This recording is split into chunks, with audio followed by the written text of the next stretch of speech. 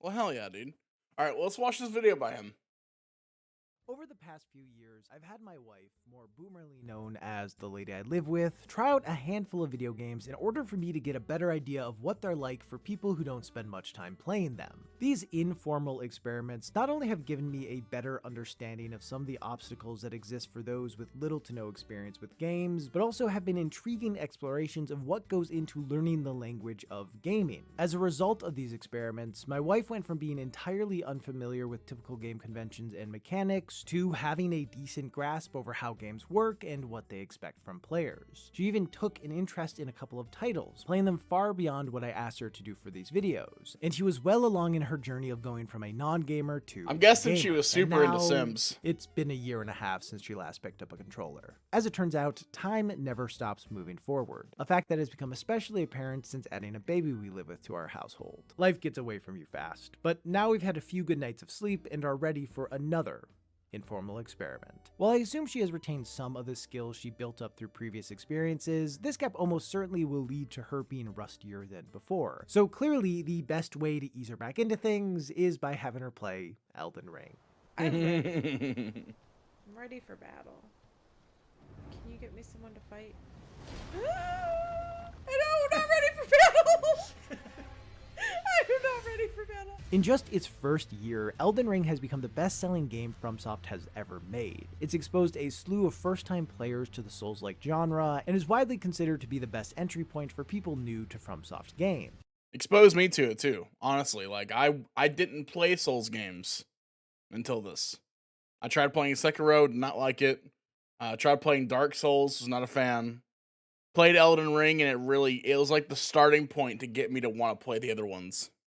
But of course, my question is, how approachable is it for someone who barely plays games at all? For this experiment, I didn't give her a specific goal to accomplish, as I wanted to see how she would naturally interact with the game. But I did set a secret end condition of having her beat at least one boss outside of the tutorial. As always, I sat back as a mostly quiet observer, only giving occasional reminders of things she had already learned, and advice for what to do when she got stuck on something for a substantial amount of time. So this You see, that's the surprising part too, is that I hear so many people tell me DS2 is a terrible game. Terrible experience. I should not play it. That's what I hear everyone say, but then you say, I've heard you say a couple times now that you love DS2.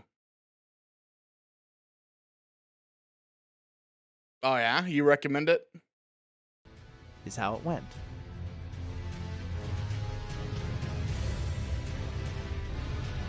Worst Souls game, still an 8 of 10.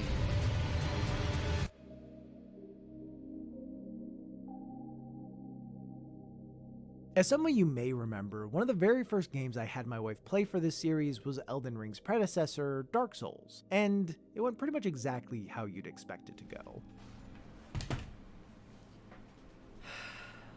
Can I be done yet? Due to her lack of gaming experience, mixed with Dark Souls' opaque and sometimes confusing design, she had a ton of trouble just figuring out how to do things, which led to her dying a lot. Even when she did figure out the very basics, she still couldn't get past the Asylum Demon. As there was no way to level up in the Undead Asylum, her only way to move forward was by using the tools she had in order to defeat him. With enough practice, I'm confident that she could have done it, but she found losing over and over again to be extremely demoralizing. Am I tripping? Can't you skip this guy?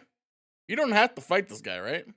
And after an hour straight of dying to the same boss, she had no interest in playing anymore. By presenting such a tough skill check for players in its tutorial, it sets the tone for what the rest of the game will be like at the cost of turning some players away. Elden Ring takes a much different approach with its tutorial by having it be completely optional. Players don't have to prove they understand the basics to access the core of the game, and instead can just head to the overworld without any real challenge. In fact, when Elden Ring first came out, many didn't even realize there was a tutorial, as it involves jumping into a dark pit that is pushed off to the side, whereas the Yeah, so I missed this tutorial the first time around when I tried to play Elden Ring. Like, this is the first I skipped it completely because I didn't realize it was down there.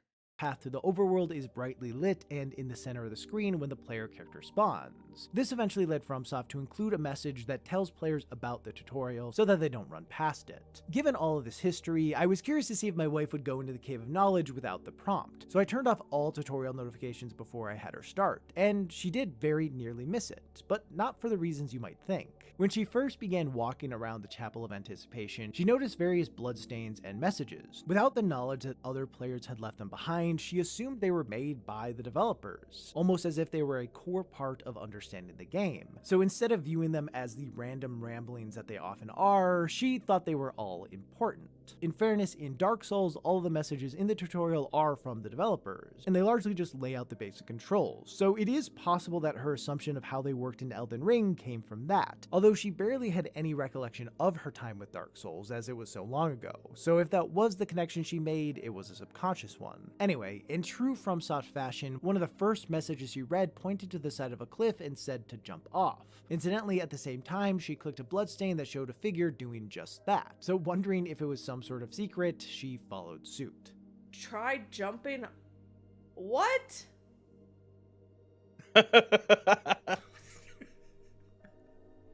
What?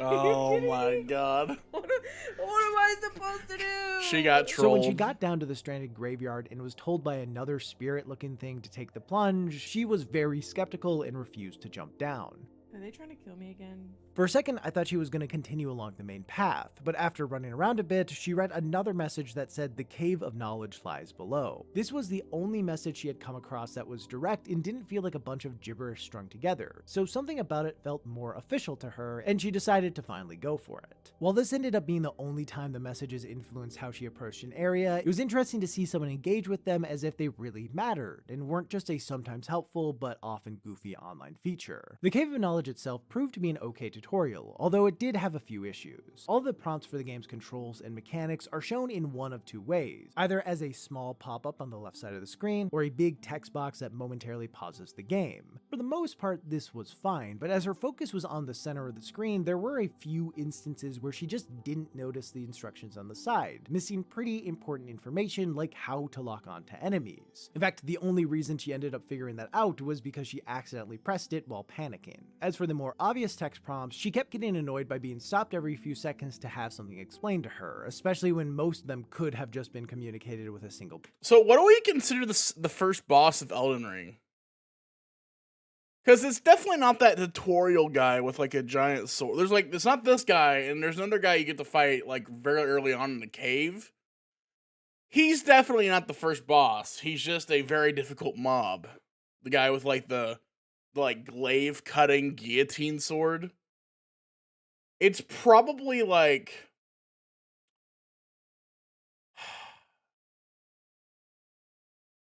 I don't think I'm about not it. sure why. It's not. It's definitely not. To teach players the controls, but I think in regards to helping It's not that less big guy with a experienced cane players learn either. the game, it would have been better off finding a middle ground between the two, where the prompts show up in the center of the screen but don't halt the game completely. It'd make things obvious without being nearly as annoying. On the topic of teaching players the controls, one Probably the issue greatest I noticed Scion, throughout then. many of these informal experiments is that a lot of games on PC don't allow players to customize the UI of button prompts. Oftentimes, the only option is the Xbox gamepad layout, which has also been adopted by Steam. As I only own PlayStation controllers, this has led to some confusion for my wife when playing games on PC that don't have that kind of customization, which was the case for Elden Ring. I actually ended up having to make a cheat sheet to help her out. Now, I understand that the vast majority of people who use a gamepad on PC will opt for an Xbox controller, as I guess it is the most compatible with who's the Windows, but real there are first a boss? Like substantial a number of real people who boss, you know use what I other mean? Controllers, and it seems It's hard like for me a to missed explain what I opportunity to mean not by that, support but them. Having more customization. There's a lot of bosses in this game that aren't actually bosses. They're just NPCs. Like, they're just prepping you for later on in the game.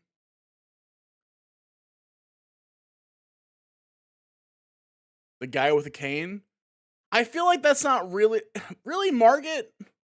I feel like he's like a later boss, really. Right? Because you're not meant to really fight him. Yeah. I don't know, man. I feel like you're not. Oh no, I feel like the whole point of Margit is to let you know that it's okay to leave. and go fight someone else. Like, I feel like that's the whole point of Margit, is to like give you a really difficult, like, because he's not a typical first boss. First bosses in most of these games are not that hard. He's exceptionally difficult. You disagree? All right, cool. Well, I mean, that's your opinion. I accept it. But yeah, I feel like I personally feel like I've done the first boss of DS3. I don't feel like that's hard. It's that hard. I felt like it was pretty easy in comparison. for button UI only serves to make games more accessible. I'm not sure if this is a game or engine issue, and it could be far more complicated to incorporate than it seems on the surface. But even if it is, given the resources FromSoft has, it feels weird they didn't include it. While this is not the biggest deal in the world, it is a quality of life improvement that I would love to see in every game, as it would help a lot of players and save me from needing to buy an Xbox controller for future experiments. Anyway, on the whole, my wife had a much better time navigating the Cave of Knowledge than she did with the— Is there literally just no other boss you can pick? There's no other boss that like is an actual boss. It's just Margit. I mean, if that's the case, then we'll just go with Margit. But Undead Asylum. And I think a big part of that was due to it ending with a much more manageable boss fight. The Soldier of Godric is really just an average enemy, but because he has a boss-sized health bar and intense music, it makes the fight feel more important and impressive than it actually is. The challenge was well suited for her, and only took her a few tries to overcome, so she left with the satisfaction of beating what she found to be a tough boss without ever getting demoralized. All in all, Elden Ring's tutorial largely seems designed with new and inexperienced players in mind, which is a notable departure from most other tutorial areas in FromSoft games that rarely pull any punches. Because of her that guy success, was she hard, but entered he the was Lands like, Between with a I know, sense I of felt like confidence, Margit was way a harder. feeling that unfortunately did not Like, last way until she was harder. introduced to the wider offerings of the game. Yeah, he like turns into like a giant sludge demon. As she After stepped you out phase into him. Lands Between, she was immediately overwhelmed with how massive it was, and at first questioned where to go. After seeing the tree sentinel patrolling below, she assumed that must be the way, and promptly got murdered. How do you beat that? How do you do it? How do you do it? Not wanting to have to deal with it, she decided to head west instead, where she then ran into a demi-human giant and— Ah! Shoot! This time after respawning, she surveyed the land a bit more, trying to determine the right path, which is when she noticed the Erd tree in the distance, and figured that must be where she needed to go. With her destination picked, she pretty much just ran in a seeing the straight tree in line the towards distance it, is like bringing such her a close nice— to the Gatefront ruins. And I think this is a great example It's of just how such a well nice thought out memory Elden for Ring's me. world design is. While there isn't really a wrong way to go, as exploration is a core part of the gameplay loop, there is a main path for players to follow in order to progress. Although even that technically isn't mandatory, but it is what most people will do. This path starts at the Gatefront ruins, leads up to Stormhill, and then to the first major boss of the game, Margit. Of the various ways Elden Ring tries to direct players towards the Gatefront ruins, this was one I did not pick up on during my own playthrough, but it makes See, a lot the of thing sense. that sucks the for Erd me— tree is massive, and its golden hue stands out amongst the rest of the environment. Many players will Is no doubt after be you curious beat to see Margit— what is at the base of it. And while this after you beat Margit, there's a massive drop in difficulty. It's like one of the biggest issues I have with the game. Like, the difficulty drops significantly. The next few bosses are pretty easy. I mean, the elk bosses too, that are like side bosses, but they're like massive bosses, are pretty easy, like overall. this isn't a goal they will actually be able to accomplish at this point, it is still something that can be used to influence their decision making. So even if someone ignores the main I one-shot Godric. Maybe I got lucky. Maybe I just got lucky. But Godric was really easy to me. roads and the guidance of grace that literally points players where to go, like my wife did, all it takes is being intrigued by the Erd tree to be led to the main path. And I actually, I had, way less pulls on Radon than I had on Margaret. Margaret was easily the boss I had the most pulls on.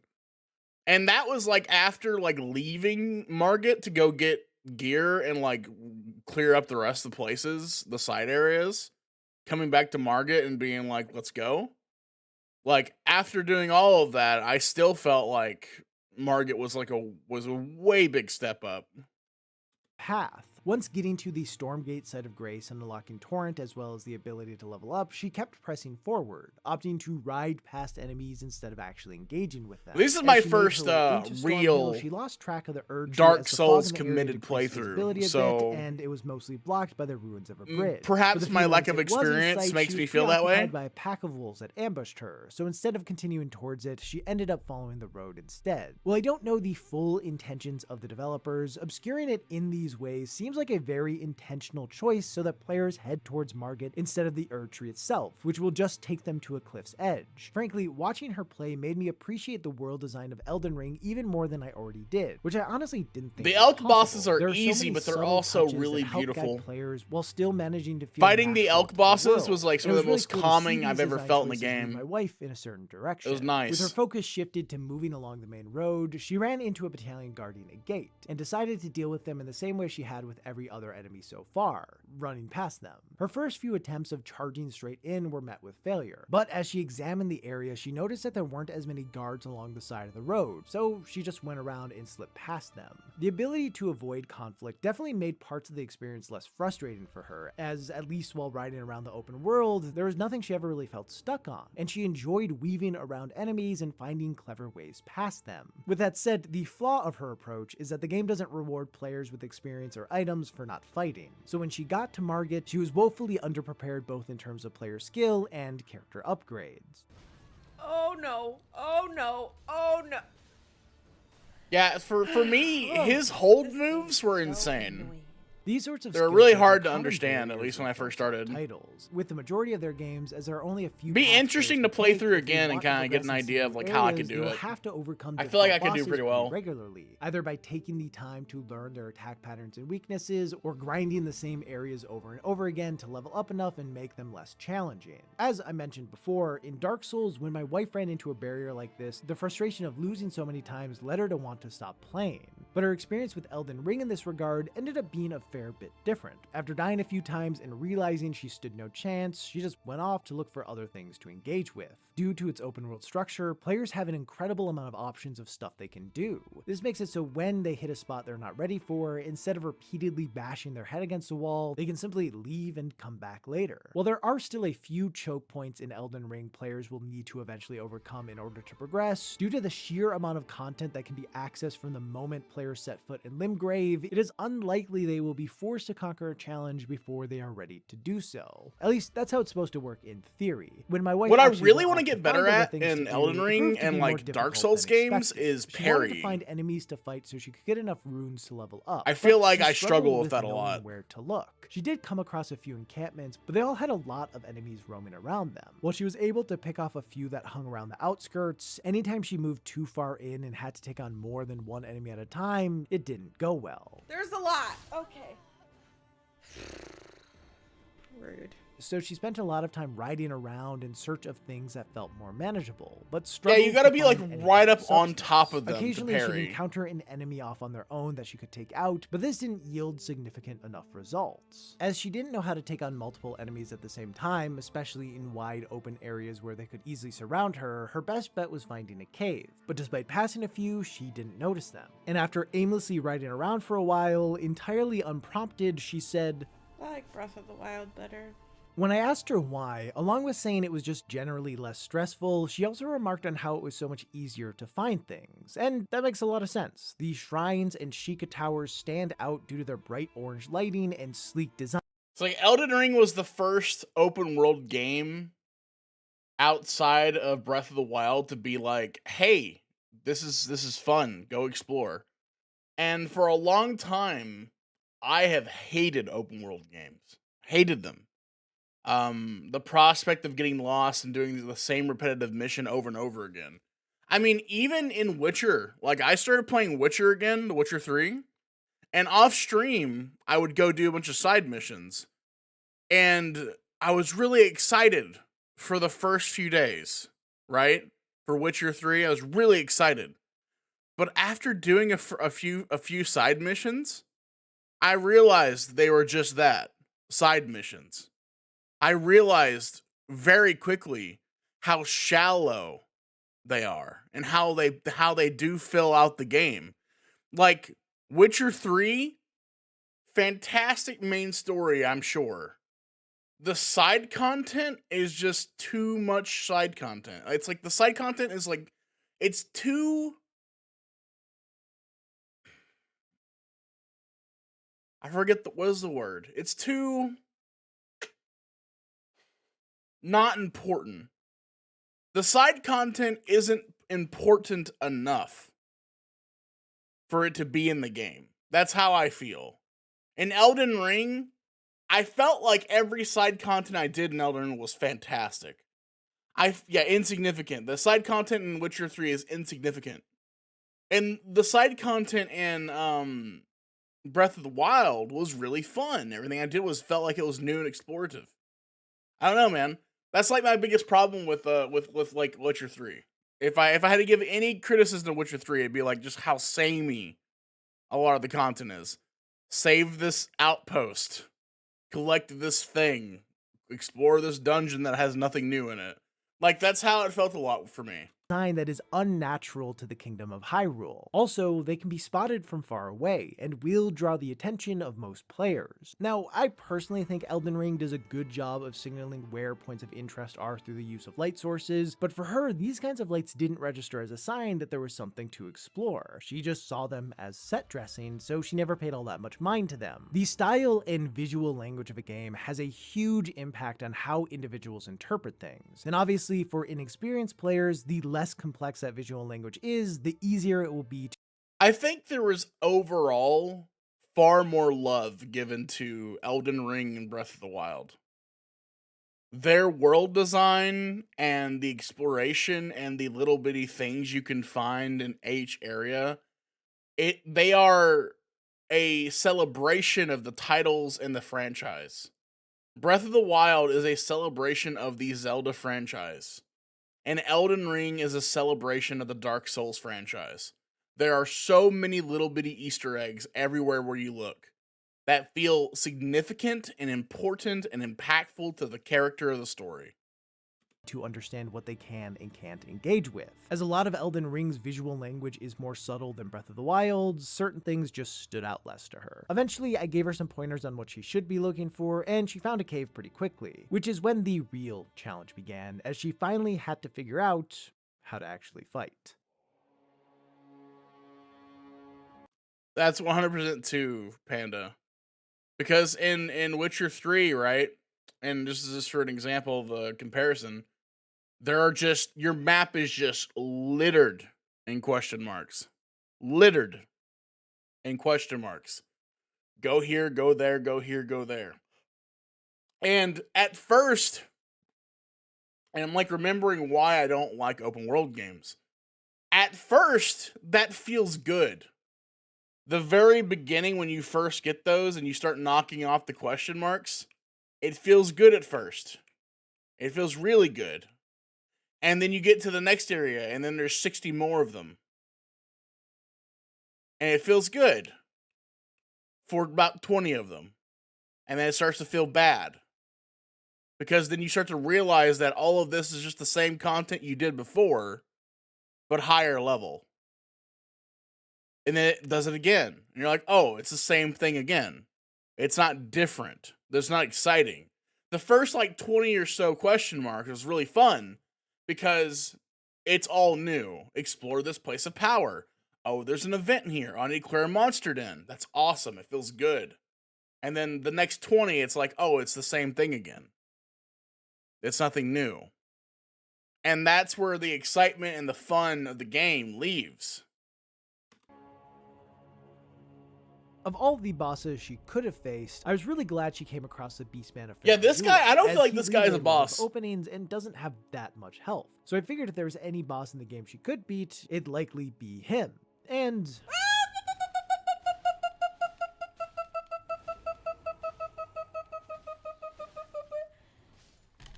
She turned into a monster for a minute. Dude, I don't like this.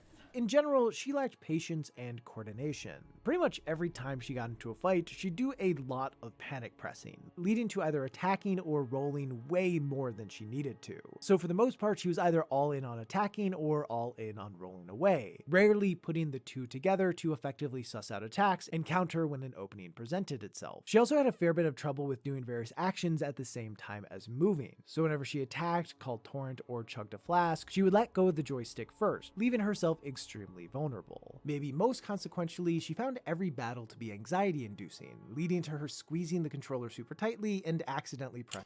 Yeah, no, I think it's a fine encounter to like show you like what's going to be happening later. I think that's fine. I just mean like as a boss itself. Like it's not a boss. Like a boss is like massive HP hulking monstrosity standing over you. That's how my brain sees a boss. And I feel like it's not really one. You know what I mean? When I'm trying to quantify what a boss is, I don't feel like that's a boss. Pressing wrong buttons, resulting in inopportune item use and crouching at the worst times possible. As she battled against the Beastman more and more though, she started to do better. She dodged more effectively, got hits in without trading damage, and even recognized certain attacks. She had a handful of attempts where she got him down to around half health, which was a huge improvement over her earlier tries. With that said, despite the improvement being encouraging, the repeated failures... God, I would love to play Elden Ring with you, by the way, Panda. She kept trying for a while. I would love to play two-player with you. To her than the one with Margaret had, but she eventually hit a point where it was clear that it would take a lot of grinding in order for her to beat him, and she didn't really have the tolerance to go through that. So it seemed like her playthrough would end there. However, after she stopped playing that day, I realized that there was a pretty major mechanic that she hadn't engaged with in the slightest that could help give her an edge, that being the Spirit Ashes. Unlike other iterations of summons in FromSoft titles, the Spirit Ashes feel more like a core part of the game. While summoning in the Souls series requires the use of a limited resource, the Ashes only require FP or HP, making it a far more reliable tool. Having beaten the game almost entirely without using the Ashes, I hate you Millennia, I'd say that the bosses largely seem to be balanced around them, especially the fights with multiple enemies. And given that one of the most common rewards... I don't feel like summons in this game are as strong as people say. Now, there could be a secret summon that I'm not aware of that's like really broken, but for me, playing with summons, they either die too fast or like they don't do enough damage to really be impactful, besides turning the boss away from you to attack the other person, which is significant, but it also kind of makes the bosses less predictable.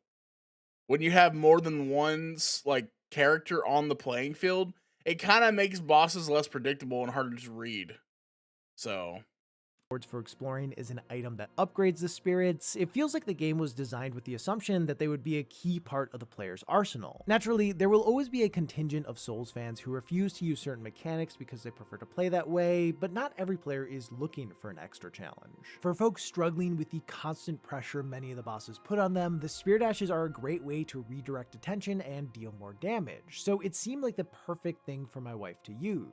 With that said, for it being such a helpful item, especially for less experienced players, it is surprisingly easy to miss. It involves going to the Church of Ella at nighttime after getting access to Torrent, or buying it from the Twin Maiden Husks in the Round Table Hold after enough time passes. I imagine there are a few reasons they opted to make the item one the player has to find instead of one automatically given, but after watching my wife's playthrough, I think it would be a bit better if it was something that couldn't be missed. Anyway, I decided to have my wife give the fight another shot, but this time with a spirit summon. So I pointed her in the right direction so she could get the Spirit Calling Bell and Lone Wolf Ashes. With a new tool at her disposal, she headed back to the cave for another face-off. And it was a bloodbath. The Beastman kept getting stun-locked by the wolves, and my wife jumped in every so often to deal a bit of damage until...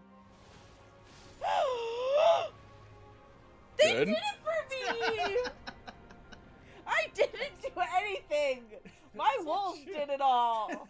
After beating him, she It's felt gotta a little feel really good for her. She had spent so much time trying to take him out on her own, but felt that in the final fight, the wolves did most of the work. And yeah, they did. I went to test it on my own afterwards, and the wolves were able to take out like 75% of his health with me just sitting there. She didn't have a problem with the idea of getting help from the spirits, but in this instance, they were far too effective. While I do still stand by the idea that most of the bosses are balanced around the use of spirits, clearly the Beastman wasn't. And unfortunately, the way it played out robbed her of some satisfaction. So I decided to try one more thing. Many of her struggles with the game did come from a lack of experience, but there was one aspect that was causing her a significant amount of trouble that arguably got in the way of her improving, that being her choice of starting class. She went with the Bandit, which is actually the same one she originally chose in Dark Souls, although it has a different name there. At the time, I didn't really just a think rogue, much right? of it, So but you after have watching bleed, her right? play and then doing some research after, it became apparent that it is one of the worst classes, especially for someone learning how to play for the first time. Although it has if one you of want the to lowest parry,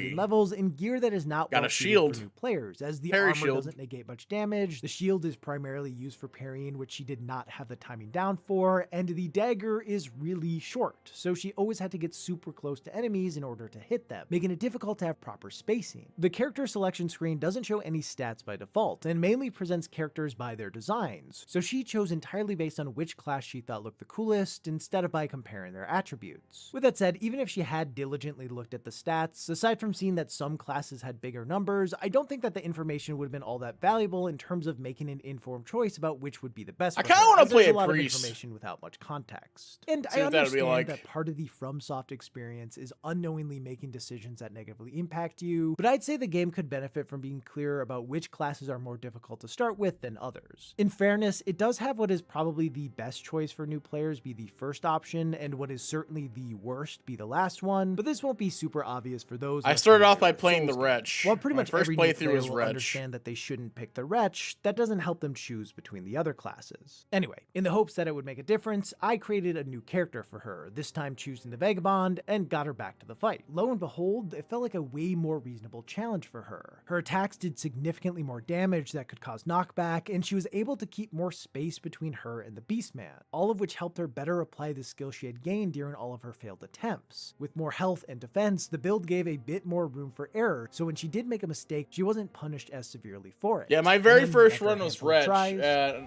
I started playing Vagabond with a friend. Oh my god, dude, that was a close call. That one feel better? Oh yeah, that felt better. That's a good middle Yeah. Through trial and error, we were able to find an approach that worked for her while not oversimplifying things too much. And it was Wretches aren't really fun put to back see that happen, much. which Like, made me their want to see their her talents overcome are a bad. different challenge. Like, they don't have One any that has been abilities sitting because unfinished for over they're 3 they're behind in like skill points. But like when you realize that in this game armor doesn't really matter, you realize that really what they're suffering from is just a lack of skill points. Like like I started playing with a friend, played Vagabond for like a few minutes, took off almost all the armor because it was way more important for me to have a weapon that was good. I just took the armor off and said, fuck it, I don't need the armor. Because you don't need the armor. Like, vigor is more important than armor. And like, armor doesn't nullify much damage, which is fucking stupid. years now. One that requires going back to the start. I honestly would love to play with a add-on that made armor good. I know that sounds dumb, but like I feel like armor should be better. It should be more fun to play with. I tried to go an armor build in this game. My first playthrough, I was going, do you remember, like, I think you were watching, Coda. I was going full endurance, and I was trying to go, like, an armor build with, like, crazy-ass weapons and shit, and, like, it just did not work out. Of all of this to complete.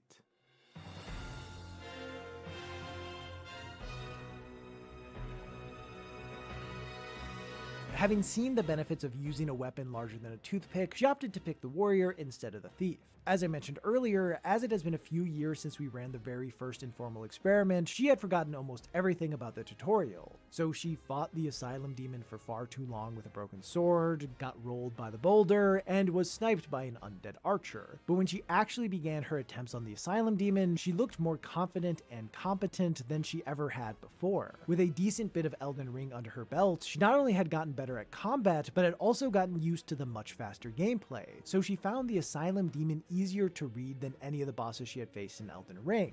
While she wasn't always perfect at keeping up with his attacks, she was able to better capitalize on openings and avoid its big, slow swings. On her first attempt, she was able to do more damage than she had ever done to him on her original playthrough. On her second, she choked. She gonna but win? on her third, Let's go! She got the kill! What a gangster. There are a lot of factors that went into her finally being able to beat the Asylum Demon, like using a half-decent starting class and just more general experience with playing games. But I think a big part of it came from her learning a lot of the basic skills of combat in Elden Ring, a game that, while far I've from been perfect, smiling much most more of the time clearly watching this, by teaches the way. players how to play, and then Pretty great. applying the lessons she learned from it to its predecessor. In short, Elden Ring helped her get good, and that's pretty cool to see. So, is Elden Ring a good starting point for people who don't really play games? I mean, no, of course not. Although it was far more approachable for her than I expected it to be. Between its fairly detailed tutorial, thoughtful world layout, and abundance of options for how to approach a fight, it gives inexperienced players a lot of tools to help them succeed. It still contains the difficulty and obscurity that has long defined the series. A bleed making it so rogue people who and a don't really play priest. games all that I would often love will to play struggle both get of a those grasp on again things throughout without this help from an playthrough. outside source, but it also has a few shifts from how FromSoft typically operates that seem to be there as a way to appeal to a wider audience. Of course, FromSoft doesn't and shouldn't design their games with players like my wife in mind. I really as like he the is series nowhere where he, near like, their plays with target his wife. demographic. However, I do think it's interesting to see the ways they've tried to pull in players a bit outside of their typical circle, expanding their approachability while not losing their distinct identity. Personally, I think they could have gone a bit further with certain aspects to give a better experience for players new to the genre, but I also understand that they are trying to maintain a delicate balance and don't want to push things too far. All in all, I had a lot of fun watching my wife shake off the rust from her gaming hiatus and go on to take her skills to a new level. And even though she did not enjoy playing Elden Ring, it did push her to understand games a bit better, as well as overcome a challenge that she hadn't been able to before. How long did it take me last time to do that? You didn't do it last time. Okay. Rude. But you've gotten better. For those of you interested in seeing more of my wife's journey with Elden Ring, I actually put together a highlight video of How part of the long did it playthrough take that me you to can get that watch last right now time? over on You Nebula. didn't get it By last now, I time, dear. assume you already know the deal about it, but in case you don't, Nebula is a streaming service made and owned by creators, me being one of them. On Nebula, you can watch videos from many of the best creators on YouTube ad-free, as well as a ton of exclusive content that is made possible by Nebula's support. Among other things, it gives us a place to post stuff that is more experimental and doesn't always work as well on YouTube. Every time my wife and I do one of these informal experiments, we end up recording for hours, and there always wind up being far more interesting moments than could ever fit into a single video essay. So if you'd like to hear my wife curse some more at a video game, that's the place to do it. Ah! What's happening? Why? Crushed it.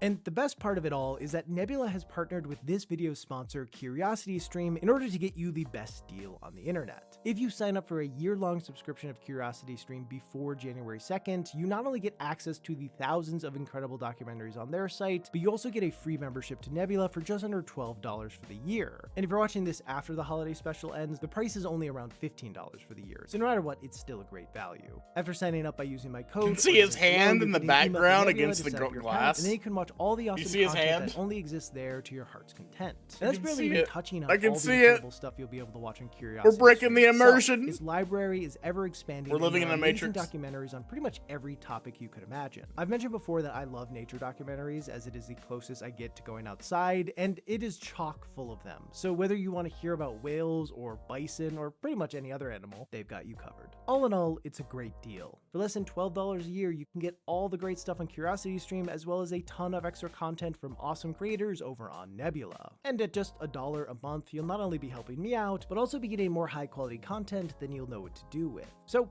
check it out. Anyway, thanks to CuriosityStream for sponsoring this video. For all of you still watching, thank you. I'd like to give a big shout out to my patrons who make this channel possible, as well as William Glenn 8 and KK for being honorary Bag Butons. I appreciate you all. With that, I hope you have a great day and or night, and I'll see you in the next one. Hell yeah, dude. That was a good video.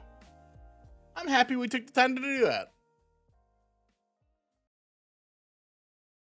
Make sure you go watch this. Rasputin. Make sure you go subscribe. I'm gonna subscribe right now. Give him a like.